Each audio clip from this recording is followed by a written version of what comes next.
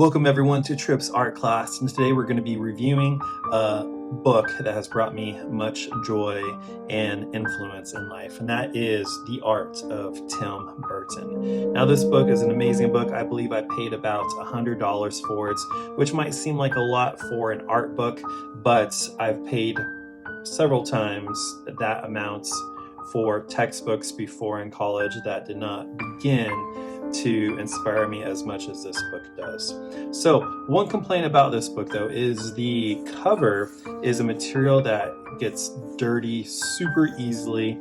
I almost wish it was a different type of material because there is almost kind of like a actual material on this cover that just attracts lens like no other. But it is kind of neat because if you open this up here, you can see this is transparent.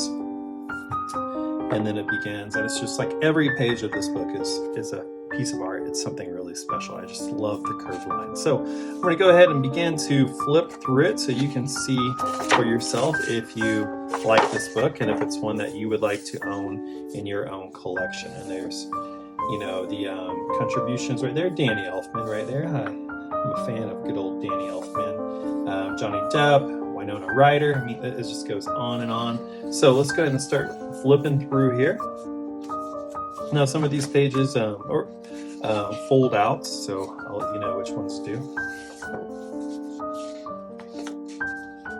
And as I do in these book reviews, I just quickly flip through the pages so you can kind of decide if you want to purchase this book for your own. And this is one that I would absolutely suggest for you to purchase. I mean, it's just this artwork is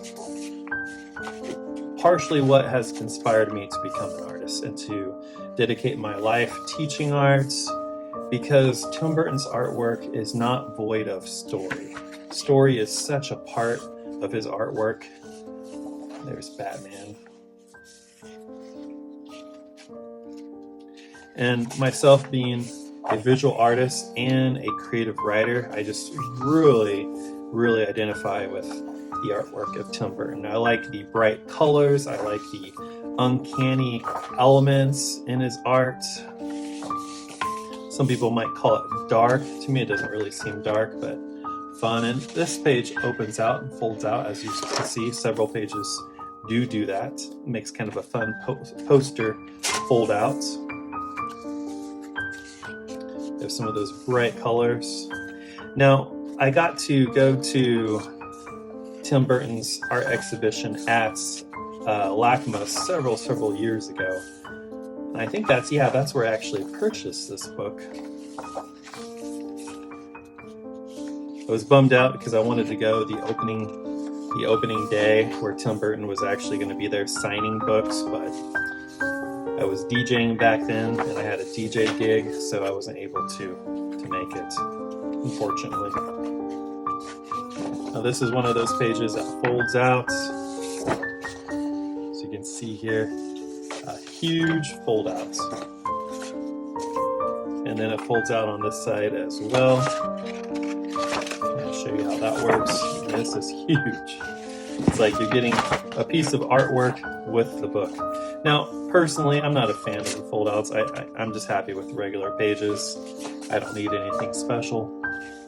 But some people are really amused by them.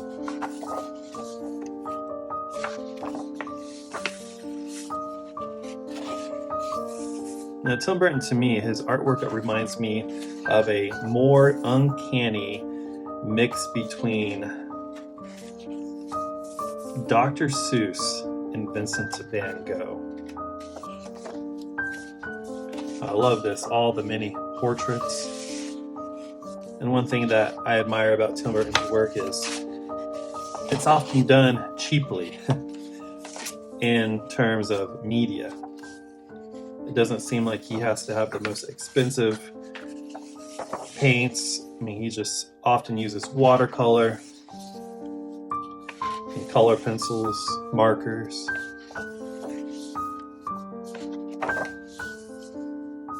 And I really appreciate that, like the youthful tone that's in a lot of his expressive work identifies with the media. Now, The Family Dog, I don't know too many people used to watch that, but my family used to watch it way back in the day, and we just thought it was hilarious. I believe it was created by Steven Spielberg and Tim Burton way back in the day. I love the rawness of these sketches, the cross-hatching in them. Yeah, this is where I would say his Van Gogh influence comes in a little bit.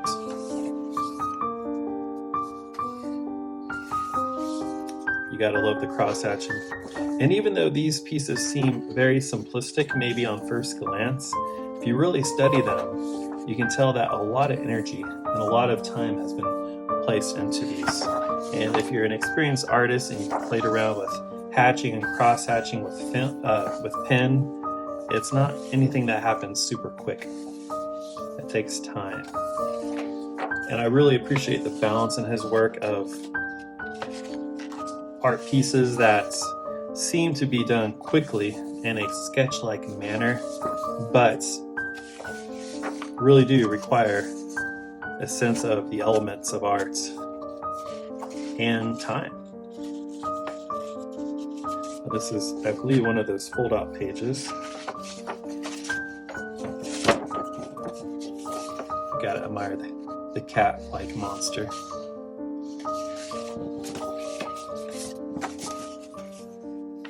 So like I said before, I'm not really a fan of the fold-outs.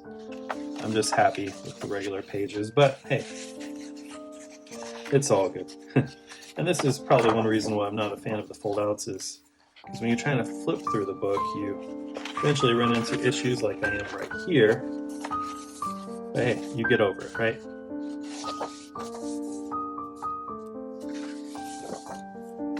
But in other reviews I've seen of his work, of this book, people love the fold-out pages. Here's another one. Now, obviously, with any artist, like,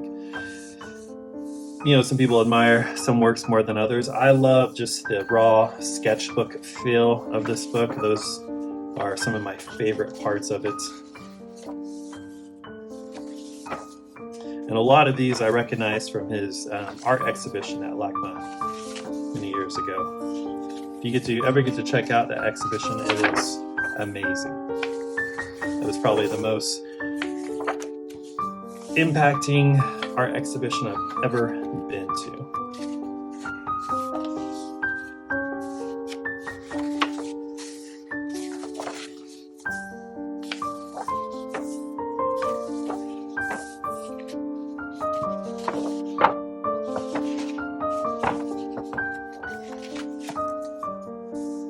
And as you can see, this is a very, very long book review because it is a super thick book. And the point of these is just to, once again, go through all the pages so you can see what is actually in the book if you decide, or if you're thinking about buying this book for yourself. Here's another fold-out.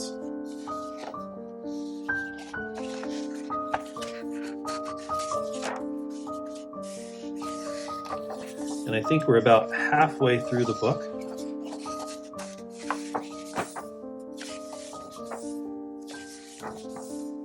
So for about $100, I feel like this book is actually worth that amount because it is massive.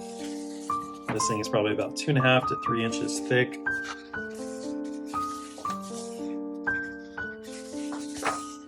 The paper is quality. If you wanted to decorate a room in Tim Burton art, you could even just take an X-Acto knife, cut this out, and frame these and put them all around your home or office or studio.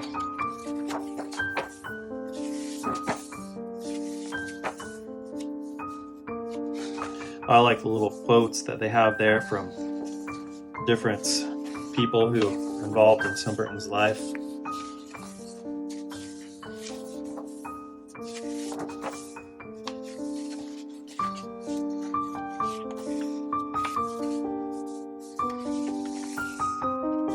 These ones are very recognizable. What I like about Tim Burton's art is that it is very much humble. I don't feel like he creates work that's, too ambitious or too prestigious. He just does it, and he stands behind it, putting it in this collection of art. I appreciate that. A lot of these are just smaller sketches like this, but hey, he stands behind his work and he puts it in his book. I love this piece right here.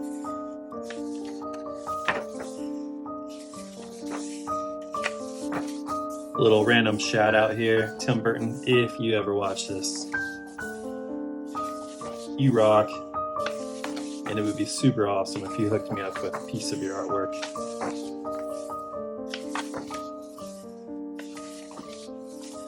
As we go ahead and continue here, we're getting closer to the end of the book.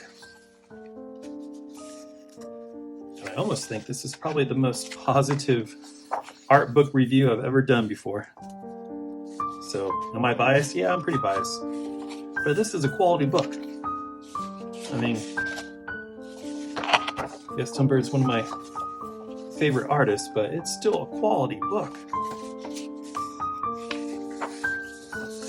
You can't deny that. And you do get some text, but man, you get so much art, which is what I appreciate in a book like this. Sometimes I purchase art books and it's just pages and pages of reading. And I wanted to see the art. And this book's, you definitely get to see the art. You're not being cheated at all. Here's a project index in the back. As you can see here, let's kind of skip through that. Nothing super exciting, but even in the project index, there's still little sketches. You are not getting cheated in this book. So there we go. Now just to kind of show you how thick this book really is, it is massive. There's the side of it. And the art of Tim Burton, I would highly recommend here on Tripp's Art Class. Thank you for checking out. Feel free to like and subscribe if you like more book reviews on art books. Catch you later.